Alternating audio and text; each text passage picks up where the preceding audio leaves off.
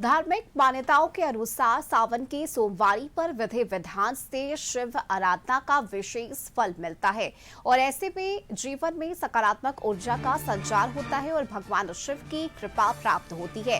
इस दिन जल, दूध और बिलपत्र अर्पित करने के साथ ही मंत्र जाप और शिव स्तुति का पाठ अवश्य करना चाहिए। आज नाग पंचमी भी है और नाग पंचमी पर सावन की तीसरी सोमवारी है। इस विशेष संयोग पर भगवान शिव और नाग देवता की पूजा का विशेष महत्व माना जाता है।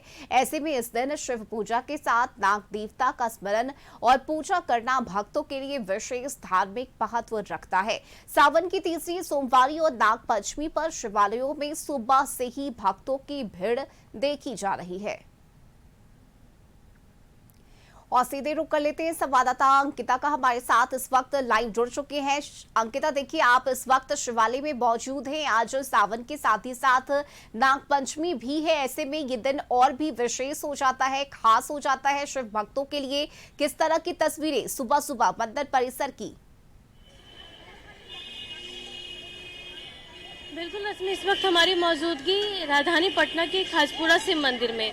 विशेष मंदिर का अलग से महत्व है और ऐसे में आज सावन का तीसरा सोमवार है और तीसरी सोमवार के साथ साथ आज नाग पंचमी है, यानी कि दुर्लभ संयोग माना जा रहा है। और इसी के मद्देनजर आप देखिए कि आप भक्तों का जो सैलाब है वो सुबह से ही आने लगा है और तस्वीर साफ तौर पर देखिए किस तरीके से जो भक्तजन है सुबह से ही मंदिर परिसर में जो है पहुंचने लगे हैं, भगवान भोलेनाथ की पूजा अर्चना में लगे हैं। कहा जाता है कि नाग पंचमी आज जो सावन का सोमवार के साथ साथ जो नाग पंचमी का पर्व है वो बहुत खास है। पंचांग के अनुसार उत्तर भारत के कई ऐसे हिस्से में आज सावन के तीसरा सोमवार है और यहाँ पर नाग पंचमी मनाया जाता है और ये विशेष महत्व माना जाता है। और इसी संबंध में ये भी अवधारणा है कि चूंकि भगवान शिव के नाग वो गले में विराजमान है, तो ऐसे में बाबा भोलेनाथ का बहुत प्रिय नाग होता है और ऐसे में दोनों ही पूजा एक साथ ये बहुत खास हो जाता है।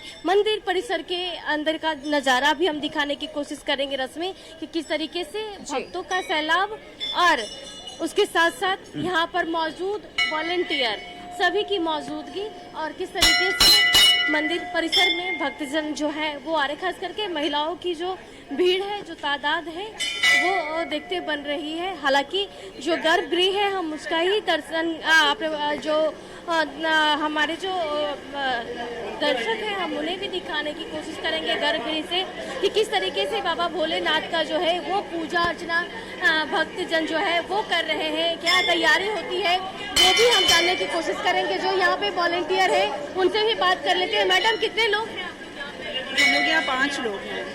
कैसे कितने आप लोग की टाइमिंग क्या है? हम लोग की सुबह 8 बजे से 1 बजे तक। कितने लोग? 5 लोग हैं हम लोग। हाँ, टाइम कितने घंटे? वही 6-7 जब तक भीड़ है तब तक रहना है। भीड़ की क्या स्थिति है अभी? हाँ, अभी भी तो वैसे ही है, पहले जैसी भीड़ है। और तस्वीरों में भी साफ तौर पर देखिए कि बाबा भोलेनाथ के दर्शन के लिए जो महिलाएं हैं, जो युवा है, हर वर्ग के, हर पीढ़ी के लोग हैं वो आ रहे हैं, पूजा अर्चना कर रहे हैं। कहते हैं कि सावन के तीसरे सोमवार का विशेष महत्व होता है और ऐसे में सभी भक्तजन जो हैं वो मंदिर परिसर में आ रहे हैं, बाबा भोलेनाथ की पूजा अर्चना कर रहे हैं। और ऐसे में कहा मान्यता ये भी होती है कि आज के दिन जो है वो पूजा अर्चना के बाद दान दक्षिणा का भी जो है वो अलग महत्व माना जाता है। और इसी के मद्देनजर मंदिर के परिसर के अंदर हालांकि किसी जो श्रद्धालु पूजा के लिए आ रहे हैं वॉलंटियर की पूरी कोशिश यही हो रही है रश्मि कि इन लोगों को यहाँ ज्यादा देर नहीं रुकने दिया जाए, अन्यथा मंदिर परिसर में जो है वो भीड़ अधिक हो जाएगा।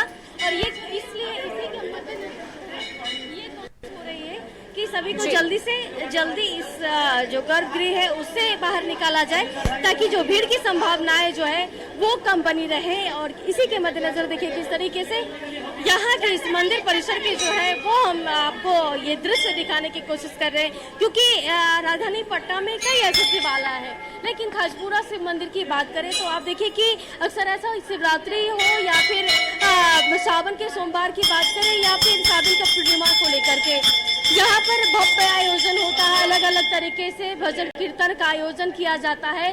वो बिल्कुल अंकिता, खास देखिए और जिस तरह से भक्त यहाँ पर सुबह से पहुंच रहे हैं, ऐसे में तमाम प्रशासनिक व्यवस्था भी मुकम्मल की गई है ताकि श्रद्धालुओं को किसी भी तरह की कोई परेशानी ना हो। बहुत शुक्रिया अंकिता आपका ये तस्वीरें साझा करने के लिए और बातचीत के लिए। और इस बुलेटिन में अभी के लिए बस इतना ही। खबरों में बने रहने के लिए आप देखते रहिए कशिश न्यूज।